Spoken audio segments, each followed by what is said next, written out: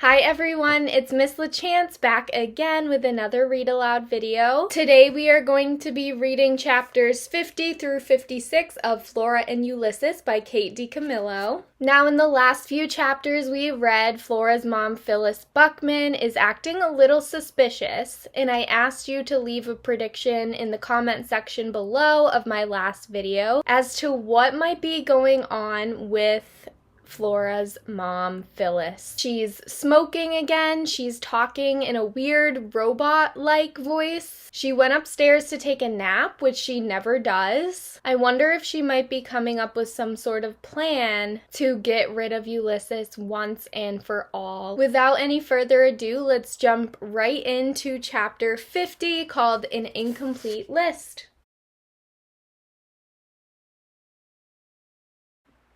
Chapter 50, An Incomplete List. Actually, it wasn't poetry. Not yet. So far, it was just a list of words that he wanted to turn into a poem. The first word on the list was jelly. Jelly was followed by giant donut, which was, in turn, followed by sprinkle.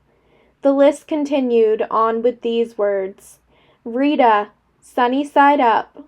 Pascal, giant squid, little shepherdess, vanquished, capacious, cork, universe, expanding, blunder meekin, banished. The list ended with the words of Dr. Meacham's goodbye.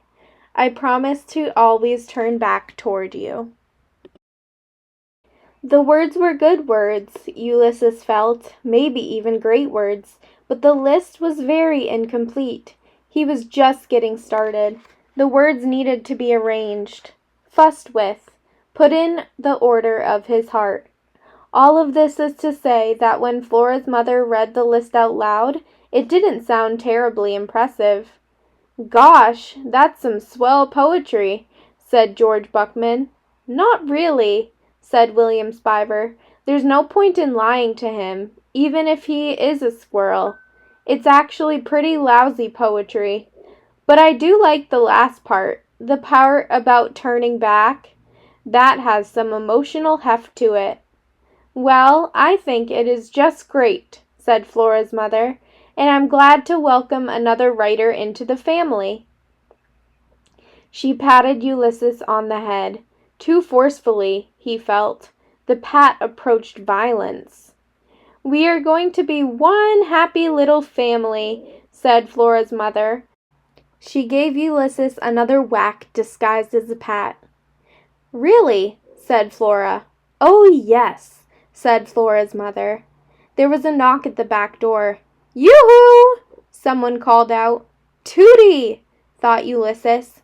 Tootie! Said Flora. Mrs. Tickham, said Flora's mother. Do come in. We were just reading some words that the squirrel typed. Ha ha. We were reading some squirrel poetry. William, said Tootie, I've been calling and calling you. I didn't hear you. Well, I must admit that I wasn't calling very loudly, said Tootie. What did Ulysses type? Flora's mother read the list of words again. Tootie put her hand over her heart and said, Oh, those last lines are beautiful. Heartbreaking. Those last lines are the only bit of coherence in the whole thing, said William Spiver. I've been inspired by Ulysses to write a little poetry of my own, said Tootie. Ulysses felt himself puff up. He had inspired Tootie. He turned and sniffed his tail. I'd like to read your poetry, Tootie, said Flora. Well, we should have a poetry reading at some point. I'm sure Ulysses would enjoy that. The squirrel nodded. Yes, yes, he would enjoy that. He would also enjoy a bite to eat. Dr. Meacham's jelly sandwiches had been wonderful, but that was a long time ago. He would like to eat, and he would like for Tootie to read poetry to him. And he would like to work on his own poem. Also, he would like for Flora's mother to quit pounding him on the head, which she was doing again now. William, said Tootie, your mother called for you. Did she? said William Spiver. His voice was squeaky with hope. Really? Did she ask for me to come home? Unfortunately not, said Tooty. But it's dinner time. Come home with me and eat something. Home, thought Ulysses. That's a good word. And dinner is a good word, too. He turned back to the typewriter. He searched for the H. Chapter 51. Possessed. Things were very strange. Her mother insisted that they sit together at the dining room table, the three of them. She also insisted that Ulysses sit in a chair, which was ridiculous, because if he sat in a chair, he wouldn't be able to reach the table. He can sit here with me, said Flora. Oh, no, I want him to feel welcome. I want him to know that he literally has a chair at our table. Her mother had held the chair out and Ulysses had climbed onto it. And then she slid the chair all the way under the table. It was enough to break your heart, watching his whiskered, hopeful face as it disappeared beneath the tablecloth. If her mother hadn't been acting so strange, Flora would have said something, would have argued more vehemently. But her mother was acting strange. Very, very strange. Not only was her voice robotic, she was also saying things that she never would have said before, expressing sentiments that seemed to be at odds with the mother Flora had always known. For instance, wanting a squirrel to have a chair at the table. For instance, encouraging Flora to have a second helping of macaroni and cheese. For instance, saying nothing about Flora's potential stoutness as Flora consumed the second helping of macaroni and cheese. It was almost as if her mother were possessed. Terrible Things Can Happen to You had done an issue entitled Devils, Dybbecks, and Curses. Apparently, throughout history, people who acted strange had been accused of being inhabited by the devil or a demon, or an alien from outer space.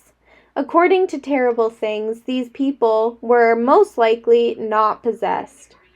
Rather, their psyches had been pushed by extraordinary events to the breaking point, and they had experienced a sort of nervous collapse. Flora's guess was that a typing flying squirrel was much more, than Flora's mother's psyche could manage. She had been pushed to the brink. She was suffering from some kind of nervous breakdown. Either that, or she was possessed. Of course, Flora's father had been pushed to the brink too, but everything to do with Ulysses had affected him differently. It had cheered him up somehow, maybe because the holy begumbiness of it all had reminded him of Incandesto in Dolores, and also of the possibility of impossible things. "Can't I come live with you?" Flora had said to her father when he left that night. "Absolutely you can come live with me," said her father, "but your mother needs you now." "She doesn't need me," said Flora. "She said that her life would be easier without me." "I think that your mother has forgotten how to say what she means," said her father. "Plus," said Flora, "she hates Ulysses. I can't live with someone who hates my squirrel." "Give her a chance," said her father. "Right," said Flora. As her father left the house that night, Flora had whispered the words of Dr. Meacham's goodbye to him, and even though there was no way he could hear her, Flora was disappointed when her father didn't turn around, back toward her. But anyway, here she was, giving her mother a chance, which as far as Flora could tell, meant watching Phyllis Buckman use the candle on the dining room table to light cigarette after cigarette. Flora fully expected that at some point her mother's hair would catch on fire. What did you do when somebody's hair caught on fire? It had something to do with a throw rug. You beat them over the head with a throw rug. That was it. Flora looked around the dining room. Did they even own a throw rug? She caught sight of the little shepherdess standing at the bottom of the stairs. Mary Ann was looking at Flora and her mother with a jaded and judgmental eye. For once, Flora agreed with the lamp. Things were out of control. Her mother said, "Well, it is such a delight to spend time with the members of my family, rodent and otherwise, but my head hurts, and I think that I will go upstairs and rest my eyes for a while." "Okay," said Flora, "I'll clear the table." Lovely, so very thoughtful. After her strange mother climbed the stairs, Flora pulled back Ulysses's chair. He hopped up onto the table and considered the plate full of macaroni and cheese. He looked at Flora. "Go ahead," she said. "It's for you." He picked up a single noodle and held it in his paws, admiring it. Watching him, Flora suddenly remembered a panel from The Illuminated Adventures of the Amazing Incandesto. It was a picture of Alfred T. Slipper standing at a darkened window. His hands were behind his back, and Dolores was on his shoulder. And Alfred was looking out the window and saying, "I am alone in the world, Dolores, and I am homesick for my own kind." The squirrel ate the noodle and picked up another one. There was cheese sauce on his whiskers. He looked happy. "I'm homesick," said Flora. "I miss my father." Ulysses looked up at her. "I miss William Spiver."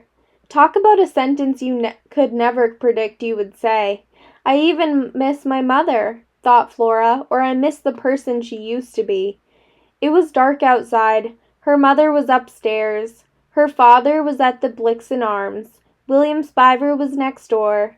The universe was expanding, and Flora Belle Buckman was homesick for her own kind. Chapter 52. Is there a word for that? He sat in the window of Flora's room and looked down at the sleeping Flora and then up and out at the lighted windows of the other houses. He thought about the words he would like to add to his poem. He thought about the music at Dr. Meacham's house, the way the voices sounded, singing. He thought about the look on Mr. Claus's face when he went sailing backward down the hallway. Was there a word for that? Was there a word for all of those things together? The lighted windows and the music and the terrified, disbelieving look on a cat's face when he was vanquished? The squirrel listened to the wind blowing through the leaves on the trees. He closed his eyes and imagined a giant donut with sprinkles on top of it and cream inside of it, or jelly maybe. He thought about flying. He thought about the look on Flora's face when her mother said that life would be easier without her. What was a squirrel supposed to do with all of these thoughts and feelings? Flora let out a small snore.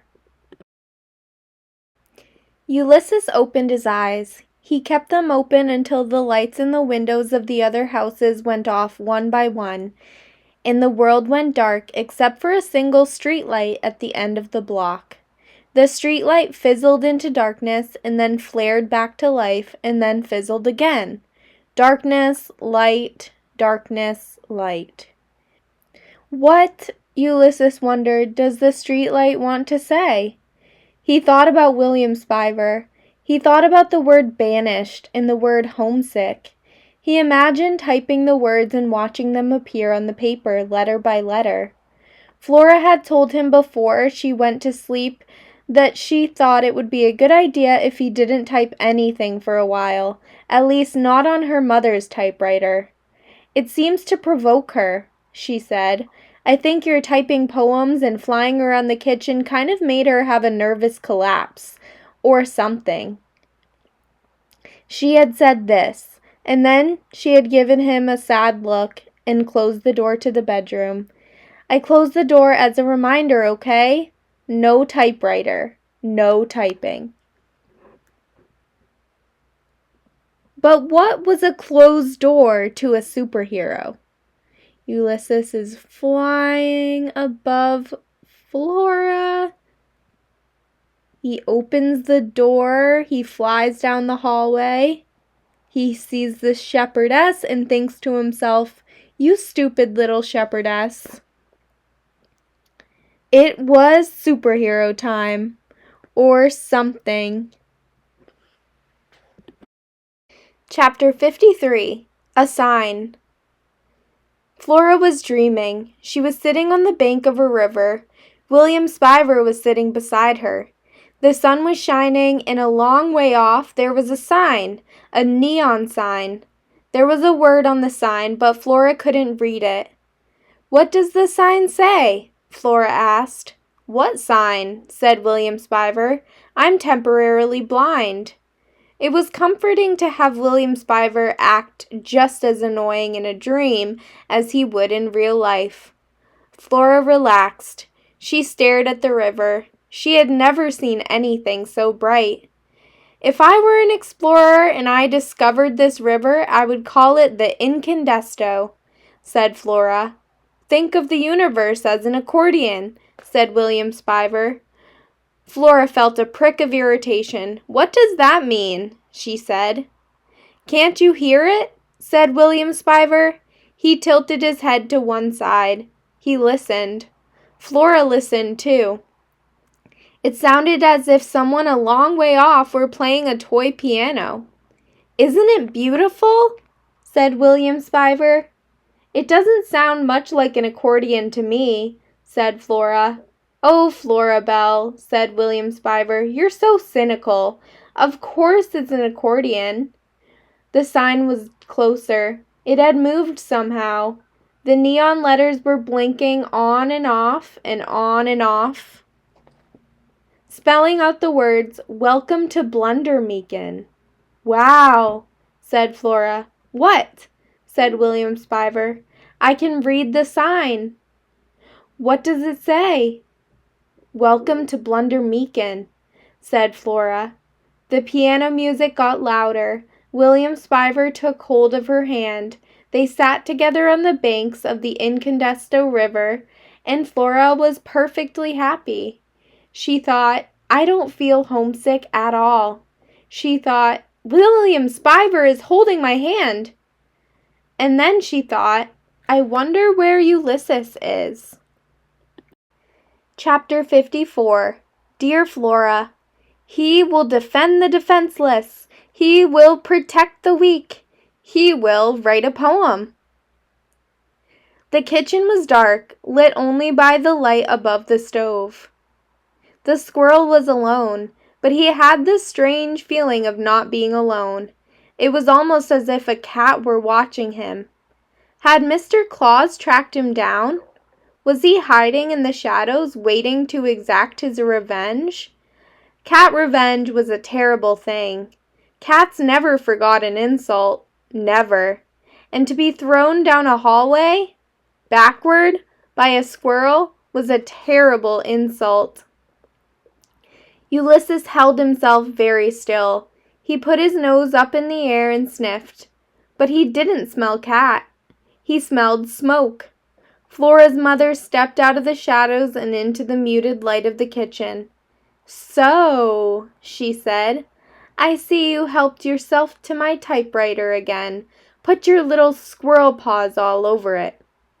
She took another step forward. She put the cigarette in her mouth and reached out with both hands and yanked the paper from the typewriter. The rollers screamed in protest. Flora's mother crumpled the poem, without looking at it, without reading one word of it, and dropped the paper on the floor. "So," she said. She exhaled a ring of smoke, and the circle floated in the dim light of the kitchen, a beautiful, mysterious O. As he considered the cigarette smoke suspended in the air above him, Ulysses felt a wave of joy and sorrow, both things at once. He loved the world. He loved all of it. Smoke rings and lovely squids and giant donuts and Flora Belle Buckman's round head and all the wonderful thoughts inside of it. He loved William Spiver and his expanding universe. He loved Mr. George Buckman and his hat and the way he looked when he laughed. He loved Dr. Measham and her watery eyes and her jelly sandwiches. He loved Tootie, who called him a poet. He loved the stupid little shepherdess. He even loved Mr. Claus. He loved the world, this world. He didn't want to leave. Flora's mother reached past him and picked up a blank piece of paper and rolled it into the typewriter. "You want to type?" she said. He nodded. He did want to type. He loved typing. "Okay, let's type. You are going to type what I say." But that went against the whole point of typing. Typing what someone else said. "Dear Flora," said Flora's mother. Ulysses shook his head. "Dear Flora," said Flora's mother again in a louder, more insistent voice. Ulysses looked up at her. Smoke exited her nostrils in two thin streams. "Do it," she said. Slowly, slowly, the squirrel typed the words, "Dear Flora," and then, stunned into a dumb willingness, he typed every terrible, untrue word that came out of Phyllis Buckman's mouth. The squirrel took dictation. Chapter 55. A Stone Squirrel.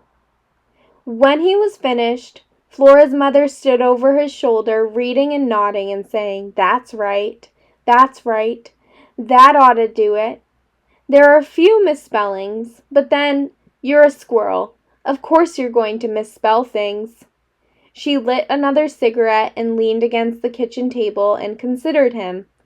"I guess it's time," she said. "Wait here. I'll be right back." And he did as she said. He waited. She left the kitchen and he simply sat there, unmoving. It was as if she had put a spell on him. It was as if typing the lies, the wrong words, had depleted him of all ability to act. Once, long ago, in a garden in springtime, Ulysses had seen a squirrel made of stone, gray, hollow-eyed, frozen. In his stone paws, he held a stone acorn that he would never get to consume.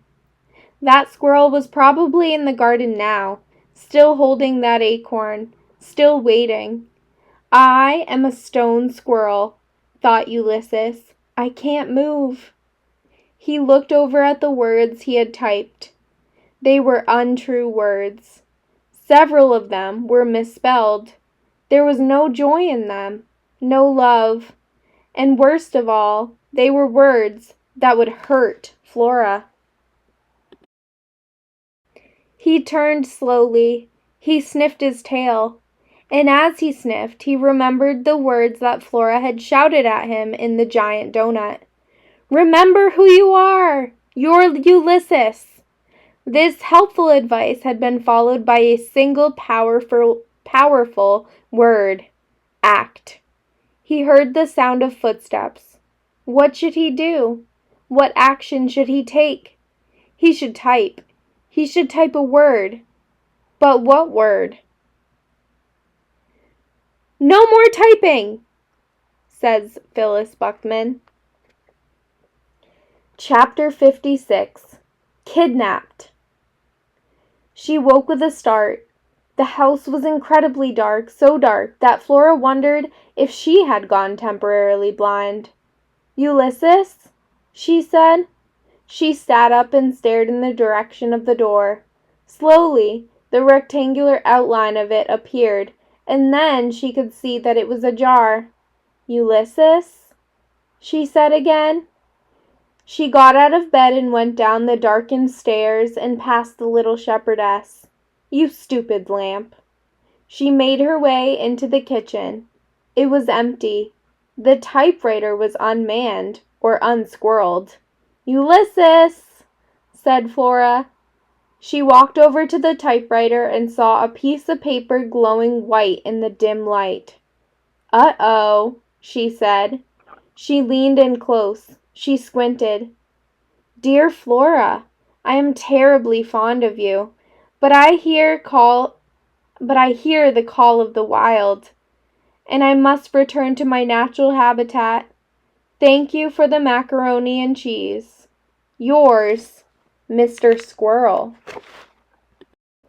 Mr. Squirrel? Call of the wild?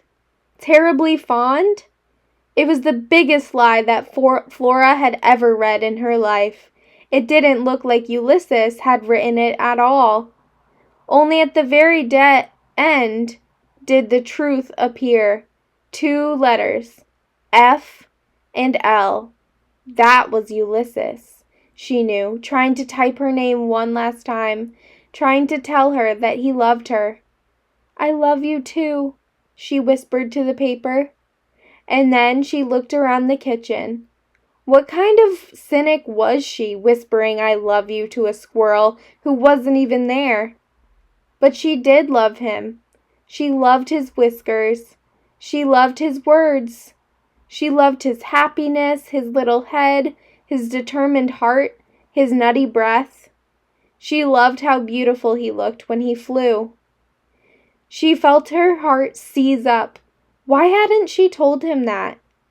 She should have said those words to him. But that didn't matter now. What mattered was finding him. Flora hadn't been reading the criminal element for 2 solid years for nothing. She knew what was going on. The squirrel had been kidnapped by her mother. She took a deep breath. She considered what to do, what action to take. In the event of a true and genuine emergency, an absolute and undeniable crime, the authorities must be notified immediately, said the criminal element. Flora was certain that this was a true and genuine emergency, an absolute and undeniable crime. Still, it didn't seem like a good idea to notify the authorities. If she called the police, what would she say? "My mother kidnapped my squirrel?" The criminal element. If for some reason the authorities are not accessible to you, then you must seek help in other quarters. Whom do you trust? Whom do you know to be a safe port in a storm? Flora suddenly remembered her dream, how warm William Spiver's hand had felt in her own. She blushed. Whom did she trust? Good grief! She trusted William Spiver.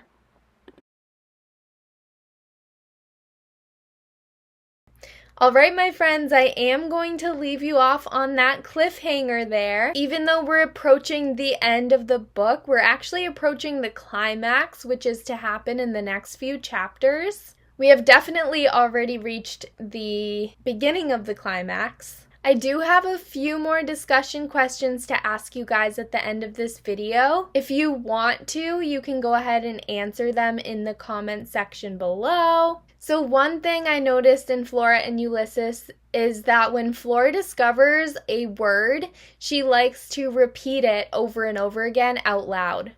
What does this tell us about Flora as a person? The next question I have for you is that Flora recalls that in her comic books, Dolores, the parakeet, eventually becomes homesick for her own kind. Who do we believe this applies to in the book Flora and Ulysses?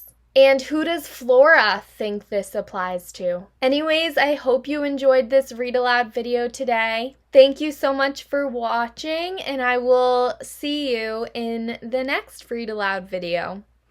Bye, friends.